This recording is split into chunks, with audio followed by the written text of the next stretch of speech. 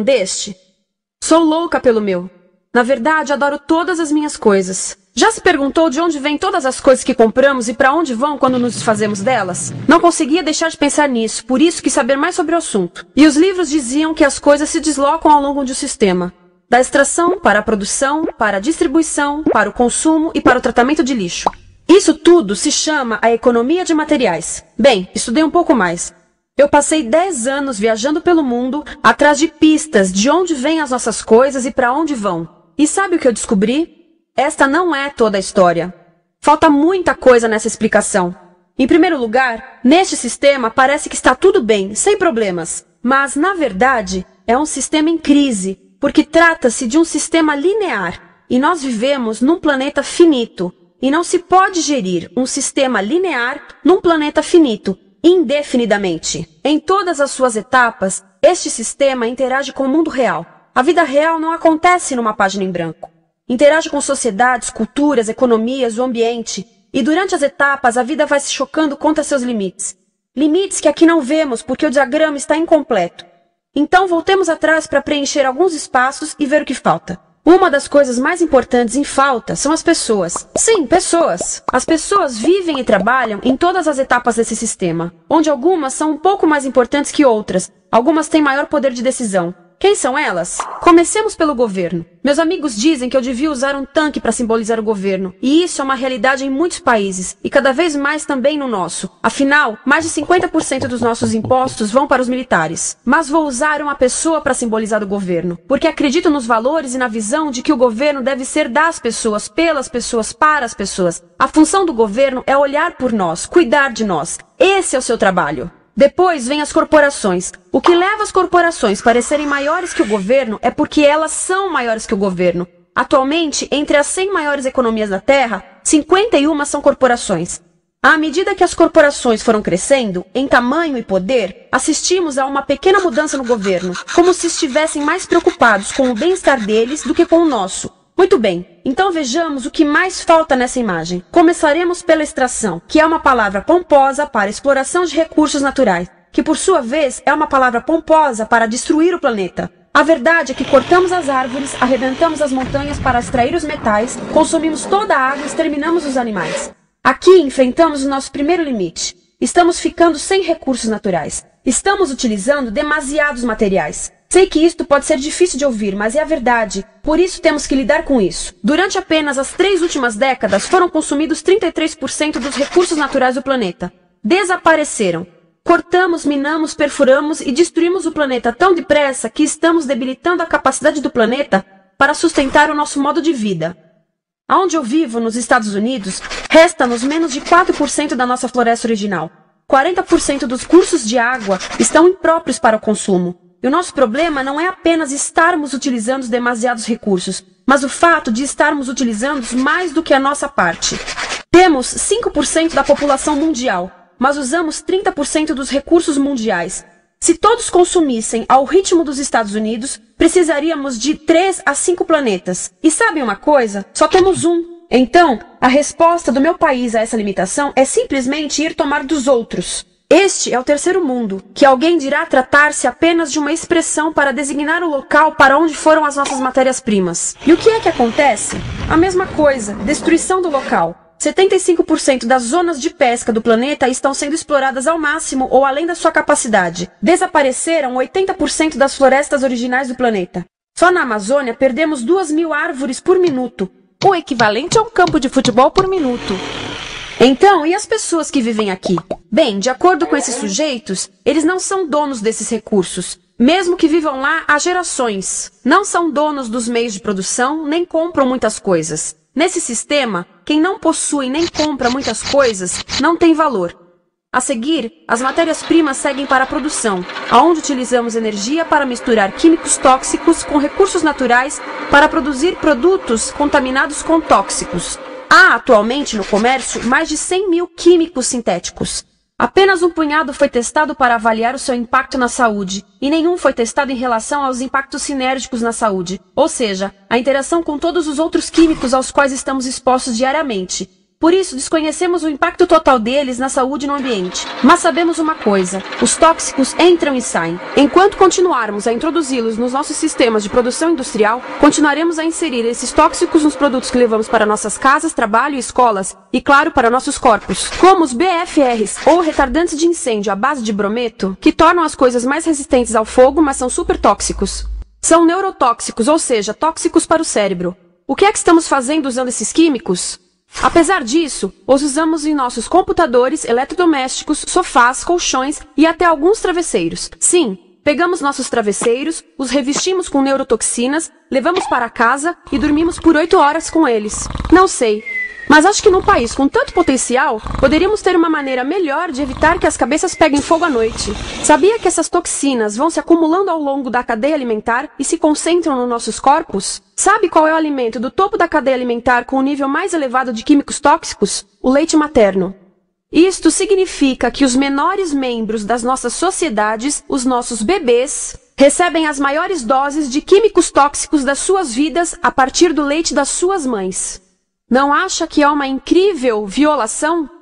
A amamentação deveria ser o mais importante ato humano de nutrição. Deveria ser algo sagrado e seguro. A amamentação continua a ser o melhor e as mães devem amamentar, mas nós deveríamos proteger esse ato. Eles deviam protegê-lo. Eu pensava que zelavam pelos nossos interesses.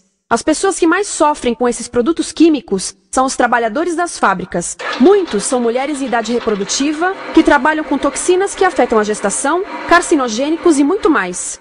Agora eu pergunto, que tipo de mulher em idade reprodutiva trabalharia num emprego deste, exposta a estas toxinas, a não ser uma mulher sem outra alternativa? Essa é uma das maravilhas desse sistema. A erosão dos ecossistemas e economias locais aqui garante um fluxo constante de pessoas sem alternativas. No mundo, há 200 mil pessoas por dia se deslocando de ambientes que as sustentaram ao longo de gerações para cidades, onde muitas vivem em bairros de lata, à procura de emprego, por mais tóxico que seja. Não só os recursos são desperdiçados ao longo desse sistema, mas também pessoas, comunidades inteiras são desfeitas. Sim, as toxinas entram e saem. Muitas delas saem das fábricas em produtos, e muitas mais saem como subprodutos, ou poluição. E estamos falando de muita poluição. Nos Estados Unidos, as indústrias admitem liberar mais de 1.800.000 quilos de químicos tóxicos por ano. Deve ser muito mais, porque isso é o que eles admitem. Trata-se de outro limite, porque quem quer ver e respirar 1.800.000 quilos de químicos tóxicos por ano? Então o que eles fazem? Mudam as fábricas poluidoras para o estrangeiro, para poluir outros países. Mas, surpresa, grande parte dessa poluição volta para nós trazida pelo vento. E o que acontece depois de todos os recursos naturais serem transformados em produtos? Passam por aqui, para a distribuição, o que significa vender todo o lixo contaminado com toxinas o mais rápido possível. Aqui, o objetivo é manter os preços baixos, com as pessoas comprando os produtos em constante movimento. Como eles mantêm os preços baixos? Pagam salários baixos aos trabalhadores das lojas e restringem o acesso aos seguros de saúde sempre que podem. Tudo se resume em exteriorizar os custos. O verdadeiro custo da produção não se reflete no preço. Em outras palavras, não pagamos aquilo que compramos. Outro dia estive pensando nisto. Ia a caminho do trabalho e queria ouvir as notícias. Por isso entrei numa loja para comprar um rádio. Encontrei um pequeno rádio verde engraçado que custava $4,99. Na fila do caixa pensei, como $4,99 podem refletir o custo da produção e transporte desse rádio até ele chegar nas minhas mãos? O metal deve ter sido extraído na África do Sul. O petróleo provavelmente do Iraque. O plástico produzido na China e talvez montado por uma criança de 15 anos numa fábrica do México. $4,99 não paga nem o aluguel do espaço ocupado na prateleira, nem parte do salário do empregado que me atendeu, ou as viagens de navio e caminhão que o rádio fez. Foi assim que eu percebi que eu não paguei o valor do rádio. Então, quem pagou? Estas pessoas pagaram com a perda do espaço dos seus recursos naturais. Estas pagaram com a perda do ar puro, com o aumento de doenças como asma e câncer. As crianças do Congo pagaram com o seu futuro, pois 30% delas abandonam a escola para trabalhar nas minas de coltan, um metal que usamos em aparelhos eletrônicos baratos e descartáveis. Estas pessoas pagaram por não ter direito ao seguro de saúde. Ao longo desse sistema, pessoas contribuíram para que eu comprasse o rádio por $4,99. Mas essas contribuições não são registradas por nenhum contabilista.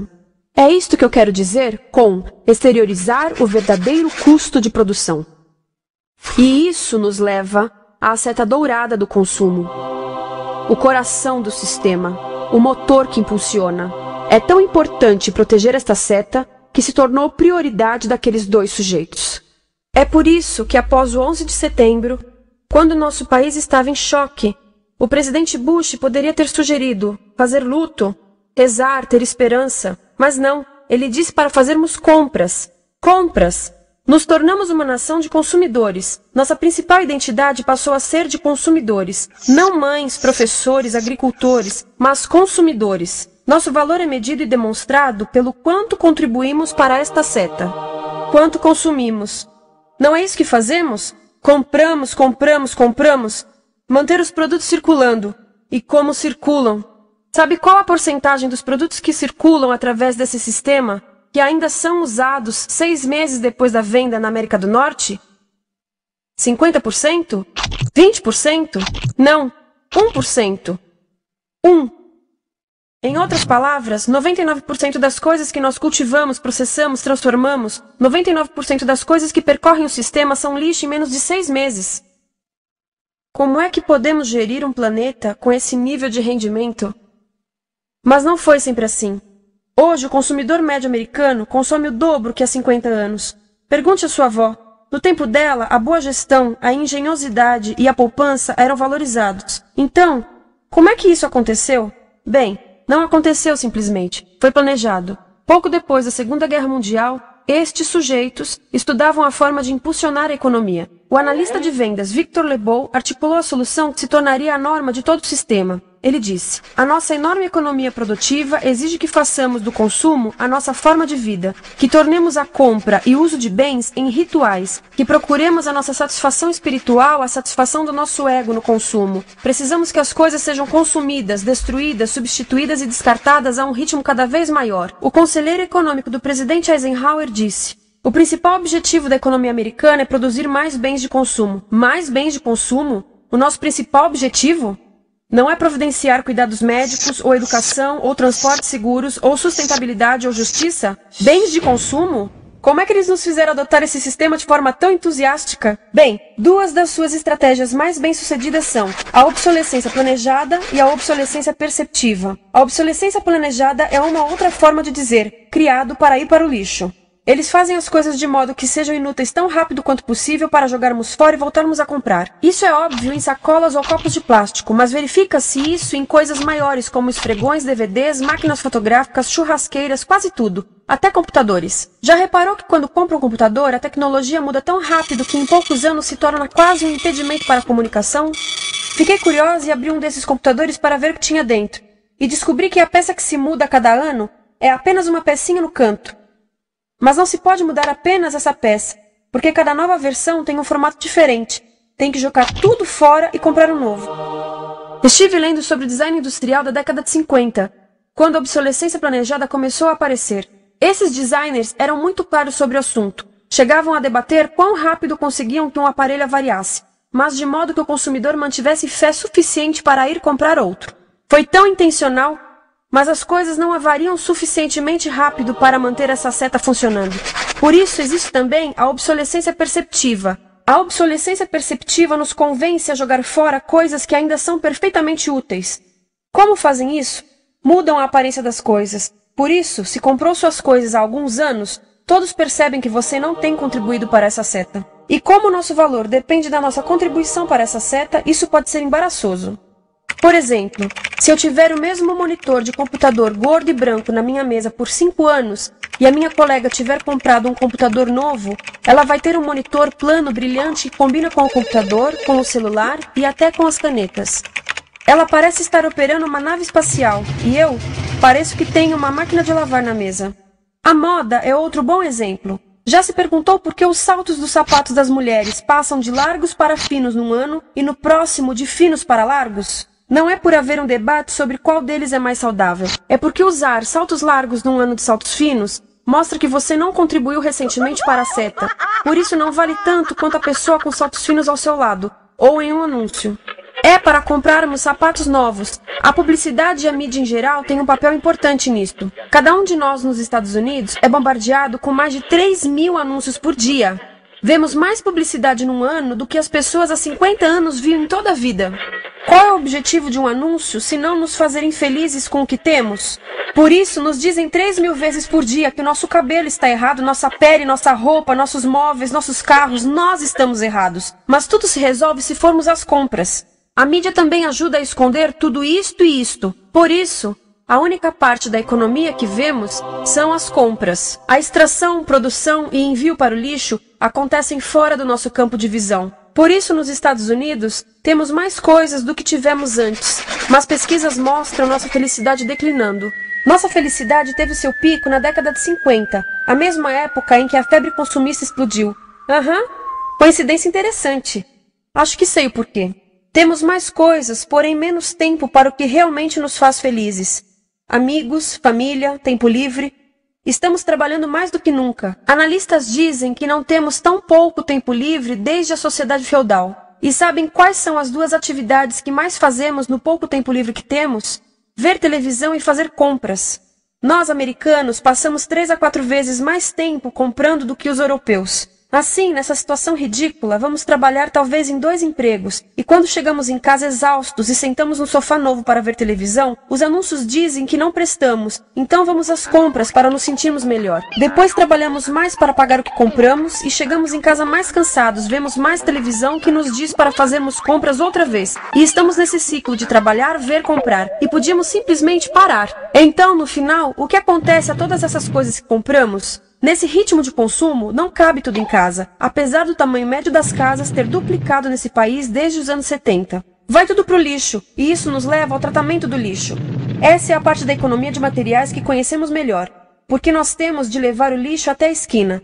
Cada americano produz 2 quilos de lixo por dia, o dobro do que fazíamos há 30 anos. Todo esse lixo ou é despejado num aterro, que é um grande buraco no chão, ou ainda pior, primeiro é incinerado e depois despejado no aterro.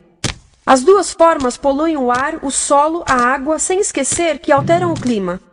A incineração é realmente ruim. Lembra daqueles tóxicos da fase da produção? Bem, queimar o lixo libera esses tóxicos no ar. Pior ainda, produz supertóxicos novos, como a dioxina. A dioxina é a substância mais tóxica feita pelo homem, e os incineradores são a principal fonte de dioxina.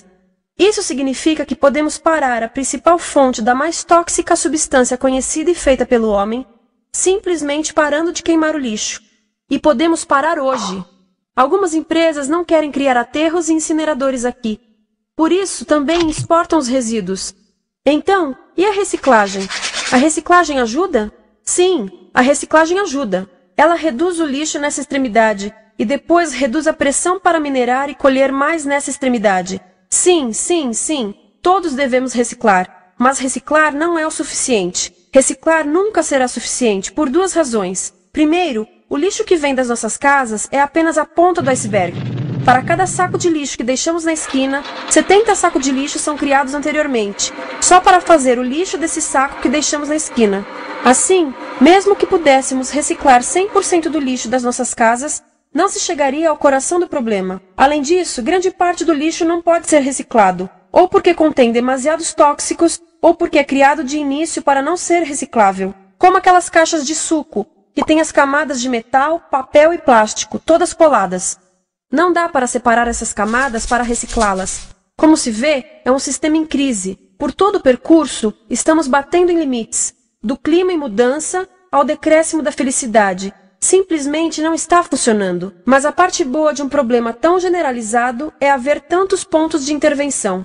Há pessoas trabalhando aqui salvando florestas, e aqui na produção limpa. Pessoas trabalhando em direitos do trabalho, em comércio justo, em consumo consciente, no bloqueio de aterros e incineradores. E muito importante, em recuperar o nosso governo, para que seja realmente pelas pessoas e para as pessoas. Todo esse trabalho é criticamente importante, mas as coisas vão realmente começar a se mover quando enxergarmos as ligações, quando enxergarmos o panorama geral. Quando as pessoas ao longo do sistema se unirem, poderemos reivindicar e transformar esse sistema linear em algo novo, um sistema que não desperdice recursos ou pessoas, porque aquilo de que precisamos nos livrar é da antiga mentalidade de usar e jogar fora. Há uma nova escola de pensamento nesse assunto, e é baseada em sustentabilidade e equidade, química verde, zero resíduos, produção em ciclo fechado, energia renovável, economias locais vivas, já está acontecendo. Há quem diga que é irrealista, idealista, que não pode acontecer. Mas eu digo que quem é irrealista são os que querem continuar pelo velho caminho.